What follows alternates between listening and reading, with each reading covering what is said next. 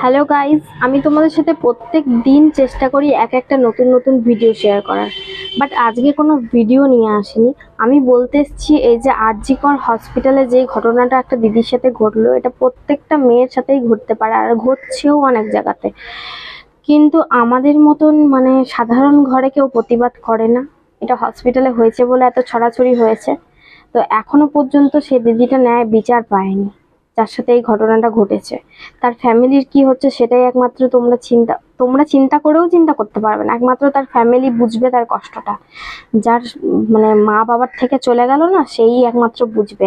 আর যে চলে গেল সে বুঝেছে কত কষ্টের মধ্যে দিয়ে গেছে। তো আমি মেয়েদেরকে একটাই কথা বলতে চাই, তোমরা কেমন মেয়ে হয়ে মেয়েদের সাথে এরকম নোংরা মানে বান্ধবী হয়ে এরকম কাজ করেছে, এটা মানে ভাবতেও খারাপ লাগে। হ্যাঁ, মেয়েরা এইরকমই, আমরা নিজেরা মেয়েরা এইরকমই হই। যখনই কোনো বান্ধবী, তোমরা নিজেদের বান্ধবীদেরকে দেখবে, যখনই কোনো দরকার পড়ে তখন সবাই পিছিয়ে যায়, কিন্তু যখন নিজের দরকার পড়ে সবাই এগিয়ে আসে নিজের দরকারের জন্য। কিন্তু হ্যাঁ, ছেলেরা এইরকম হয় না। হ্যাঁ, ছেলেরাই নোংরামোটা করেছে, বাট অনেক ছেলে অনেকটাই ভালো হয়। তো যাই হোক, আমি বলবো নিজের স্বাধীনভাবে থাকার জন্য নিজের সেফটি নিজের কাছে সেফটির জন্য কিছু রাখো। এই ঘটনার ন্যায় বিচার চাই, যাতে দোষীরা শাস্তি পায়, এটাই আমি কামনা করি।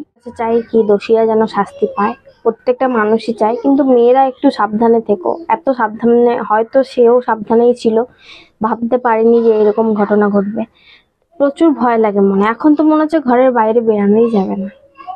মানুষকে খুন করে দেওয়া কি বাজে একটা ব্যাপার। জঘন্য কাজ করেছে প্লাস খুন, এটা ভাবা যায়? আর এদিকে ঘুরে বেড়াচ্ছে, দেখো কি সুন্দর। এখনো পর্যন্ত ওরা নিশ্চয়ই ভেতরে ভেতরে মানুষরা জানে যে কে কে কি করেছে বা কিছু, সমস্ত কিছু কিন্তু ভেতরে ভেতরে জানে, কিন্তু এখনো দোষ লুকাচ্ছে সবাই। বাহ,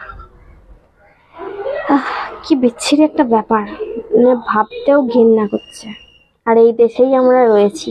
নিজের কাছে সেফটির জন্য কিছু রাখো, ব্যাস এতটুকুই বলার ছিল।